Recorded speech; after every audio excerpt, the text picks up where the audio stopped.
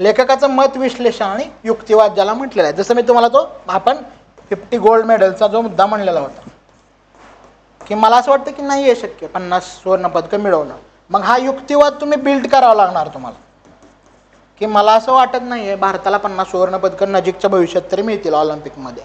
मग का मिळणार नाहीत? मी पहिलं कारण सांगितलं. जे खेळ भारतात खेळले जातात किंवा लोकप्रिय आहेत त्यातले किती खेळ ऑलिम्पिकमध्ये आहेत?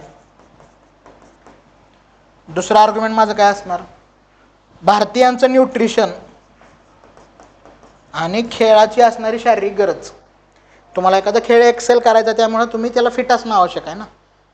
तुमच्या असं लक्षात येईल की हरियाणा आणि पंजाबमधले लोक हे सगळ्यात जास्त दिसतात तुम्हाला तशा रिलेटेड खेळामध्ये, कारण ते फिजिक त्याप्रमाणे बिल्ट आहे, न्यूट्रिशन त्या प्रकारचं आहे.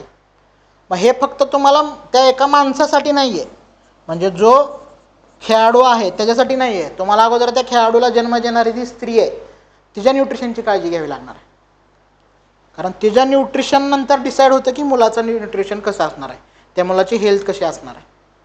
जन्म झाल्यावरती काही गोष्टी बदलतात पण त्याआधी पण काही गोष्टी तुम्हाला बदलायला लागणार आहेत त्या केसमध्ये. मग तेवढा हेल्थवर खर्च करायला सरकार राजी आहे का? इन्स्टिट्यूशनल डिलिव्हरी तेवढ्या होत्यात का? डॉक्टर आपल्याकडे जेवढे आहेत का की ते सगळे न्यूट्रिशन व्यवस्थित देतील, त्याची काळजी घेतील? आपली समाज व्यवस्था त्या प्रकारची आहे का की गरोदर स्त्रीची एवढी प्रिसाइजली काळजी घेईल असा? ह्या सगळ्या गोष्टी आहेत. म्हणजे तुम्हाला तुमचं आर्ग्युमेंट बिल्ड करता आलं पाहिजे. हे पहिलं तुम्ही सांगितलं फिजिक न्यूट्रिशन झालं. तुमची एज्युकेशनल सिस्टीम रिवॉर्ड करते का खेळाला? 4:30 वाजता शिक्षकाला कंटाळा आल्यावर शिक्षक म्हणतात खेळायला जावा जिल्हा परिषदमध्ये.